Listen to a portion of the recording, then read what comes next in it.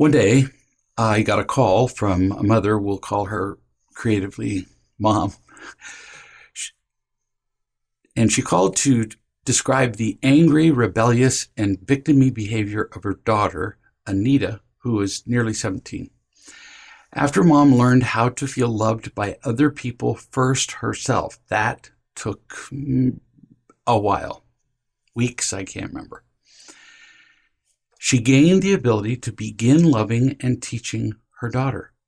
Occasionally, loving and teaching was successful with Anita, but as it always is eventually with children, but we always have to remember that our children carry the effects of many years of being taught the wrong ways, the unloving ways to survive in the world, which we taught them, and everybody else around them. Children are taught the wrong stuff all day long, every day. So then when they're taught what leads to being loving and responsible, they go, what's this? It's a real change for them. You think that learning to be a parent's hard on them, on you, it's pretty tough on them too. Despite Mom's best attempts, Anita increasingly ignored any attempt to love and teach her, got worse and worse. In her defense, Mom had always been empty and afraid. So Mom had, in the past, always tended to back off when Anita was attacking and demanding. In short, Anita had learned to be her own parent and to boss around everybody else in the family as well. With her defending behaviors, I mean, think about it. Her goal is to defend, and one of them was to attack. People backed off. She was left alone as her own parent. Mom, like many, if not most parents, had established a pattern of backing off when Anita did this and trying to get in Anita's good graces so she would also rescue her from the consequences of her behavior, her poor choices. A few examples of what I mean, and you'll identify with one or all of them. If Anita, for example, failed to bring her homework to school, she would call home and Mom would take the homework to school for her. Mistake, because it doesn't teach responsibility. If Anita failed to wash the dishes after dinner, which was essentially her only household chore, Mom would do the dishes for her. Awful mistake, terrible to teach. It actually teaches irresponsibility. Third example, if Anita had a snotty attitude, a condition that has effects far worse than most parents appreciate, Mom would just write it off to a bad mood and say nothing. Why? Well, because remember, Anita had taught her mother by attacking her that bringing up something that Anita was doing was wrong was not going to end well. So these defending behaviors work well for defense. They're awful for learning to be happy. So I asked Anita's mom, innocently, why do they build roads? She looked at me like I was stupid, but she said, well, to make it easier to get from point A to point B. Exactly, I said. And if we go off the road, nobody will make us stay on the road. They build it so we can get from A to B. But if we go off the road, we get the consequences.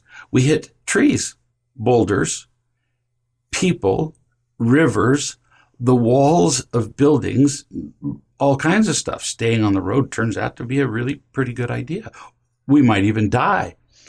Other people might die. In fact, roads have proven to work so well for so long that it's against the law in most situations to drive off them.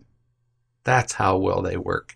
If you even intermittently weave around on a road and go off on the shoulder, the police will pull you over and give you a ticket for your errant behavior. That's how important it is to stay on the road. You could even say that roads and the laws of the roads, just staying on the road is one law, but there are other laws, stoplights, and speed limits, and so on that govern the use of the roads. They are all there for our happiness and well-being. Yes? Mom said, I suppose so. I hadn't really thought of it like that. And I said, so are rules and jobs and responsibilities and families, much like roads. If we use those roads in life the proper way, we're much happier. That's why they're there. We don't establish rules because we enjoy being the boss of the family. It's so people will be happy. Now, to your credit, you've described those responsible and loving roads to Anita over and over. But so far, she's having none of it because she wants to be her own parent. She doesn't want to be told what to do. So she keeps driving off the road, and then you make excuses for her. Or you give her another car, metaphorically speaking, when she wrecks hers emotionally, or whatever minimizes her pain. In other words, she gets away with it. She breaks the law and she gets away with it. You even cover all the walls of the houses and developments in town with foam padding, just in case Anita might decide to drive off the road. As a result, she can do whatever she wants. And the effect on her is minimal. So she has no sense of responsibility. And she runs you to death as you absorb the consequences of her choices. She doesn't wash the dishes, so what? She knows you will. She doesn't take her homework to school, whatever. Call mom, mom will do it for me. You protect her from everything.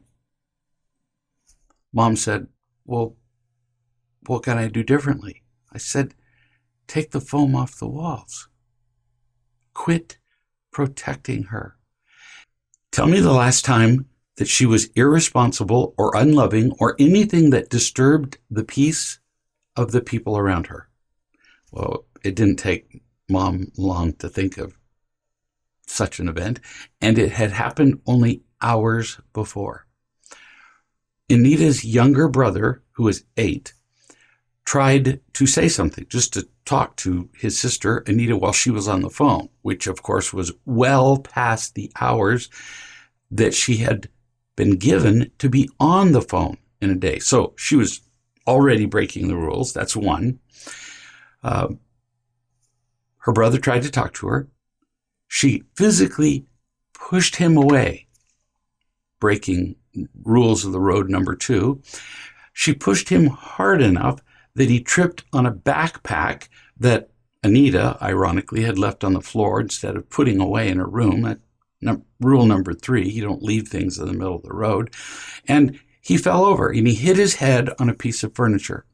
The blow opened a small gash in his scalp, and the scalp is well supplied by blood. Blood went everywhere.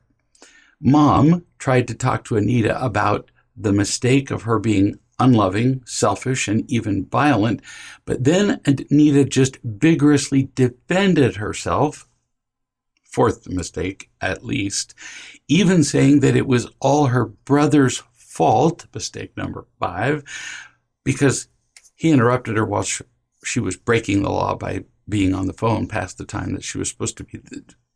There are uncounted mistakes that Anita's made here that caused this event. So I said, so what'd you do about it? She said, I took her phone away for an hour. I couldn't help but laugh. Well, it's good that she experienced some consequence, and the consequence did fit the offense to some degree. She was on the phone and resented interruptions so much that she pushed her brother, so then you took away the phone. But A, the consequence was so minor that it's unlikely she'll learn from it. And she was, B, already past her allotted phone time. And C, she argued with you that she was right and it was her brother's fault. So she almost certainly still believes all that. She hasn't changed her attitude. In other words, she hasn't changed her perspective. She still thinks she owns the roads. She didn't hear a thing you were trying to teach her. So Mom said, so what do I do now? I said, take the foam off the walls. You talk to her until she admits how selfish it was. All of it, everything I've said. Well, Mom tried. But only after a very long conversation could Anita admit being wrong. And even then, she only just repeated what Mom said, like a parrot. There was no remorse or learning or meaning in her voice. Mom repeated, "What can I do?" Again, let her hit the wall of her own choices. If she wants to run into walls, let her bleed instead of her brother, who in this case bled literally, and everybody else. You keep protecting her. And then Mom said, classically, because she's behaving like her daughter, well, but, being right, but I do give her consequences. Yeah, but clearly not enough. How do I know? By the results. She's not paying attention. She's not learning. So we talked about what it really meant to let Anita run into the wall instead of Mom protecting her. Sure, it's great that we protect our children from unnecessary harm, like, not wearing a seatbelt. That would be stupid because it would be unnecessarily hurtful for them to learn the lesson of the importance of the seatbelt by dying or playing baseball in the middle of the road. But it's not smart to protect them from the consequences of the harm they cause themselves. Anita chooses to run into walls. Mom needs to let her experience the natural injury that follows. Now, some examples of what Mom then actually did. She took the phone away for all day. But Anita kept being arrogant and defiant, so then Mom took it away for 2 days. Anita kept it up. So Mom really removed the wall. She sold the phone. It wasn't more days of not having it. She sold it. She was almost 17, and she had a day scheduled because she had to be so old in the place where Anita lived. A day scheduled to take her driver's license test. So Mom said, I'm going to put off the day that you can take the test, one day for every time of attitude or failure to do jobs. So it was possible to add multiple days to the time before she'd get her license in one day. Anita could have attitude 5 times in a day and lose 5 days. In other words, she'd get her license 5 days later. Well, that got to 111 days. Mom just kept adding days, and this kid is not paying attention. I finally said, this isn't working. So it's a waste of time. You have to find out what matters to her and affect that. It has to be a consequence that matters. Mom said, well, I thought it was her phone, but see, she'd sold the phone. I thought it was her driver's license. I said, well, clearly not, because you've gotten up to 111 days. I said, what else really matters to her? I said, now think about it. It doesn't have to be a thing. It can be a condition, a feeling. She said, privacy matters to her. So I said, well, it's likely then, if you're taking her phone away so that she can have these little private conversations with people, she has probably gotten a phone from somebody else. And Mom checked, and sure enough, she'd gotten somebody else's cell phone, and she was using it in the privacy of her room. So she took the phone, even though it belonged to the friend. She sold the car that Anita had anticipated driving, that it wasn't going to be owned by Anita, but the family had an extra car. They sold the car, so Anita wouldn't have a car to drive at all, even when she did get her license. She took the hinges off her daughter's door, again, removing privacy. Then Dad actually, and that didn't change anything, so Dad moved into the daughter's room. He took over the daughter's room, who lost the room, and she had to sleep on the couch. Then the daughter, of course, complained, well, the couch hurts my back. So Mom said, well, then put the cushions on the floor. The daughter said, it still hurts. Daughter's not about to give in here. Mom laughed and said, no, you show no evidence of your back hurting, so put the cushions on the floor. She did. It took a lot more consequences. Now, I want to emphasize, it's not just picking the right consequence. It's not piling them on. It's being cool and calm and loving and emphasizing that, hey, honey, I could do this all day. If you want to keep making irresponsible choices, we could keep making it more difficult for you. Mom finally mastered the art of just being casual as she imposed consequences. There were a pile more. Finally, after weeks of this, Anita came to her mother, who was sitting on the couch, on Anita's couch where she sleeps, and snuggled up into this little space between her shoulder and her head, and looked up at her mom and said, I give up. And Mom said, okay. Anita described on her own, not just repeating like a parrot, how foolish she had been, and that she just wanted to control everything. After all, and her mom justified her. She defended her. She said, well, that's what you'd always done, and it had worked before. And Anita said, yeah, I'd always controlled things, and I liked it. And I didn't want to give it up. But I'm not happy, so I'm done. I give up. And bit by bit, one by one, day by day, she earned her privileges back. All because her mother allowed her daughter to hit the wall on her own. Every child's wall is in a different place and looks differently. Mom never put up a wall. She never punished her. She just simply quit padding them or removing them every time her daughter ran off the road.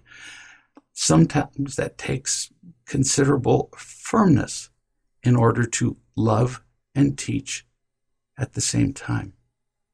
But Anita's life is completely different from what it was before. Very few parents have the courage to do this, but the rewards are worth it.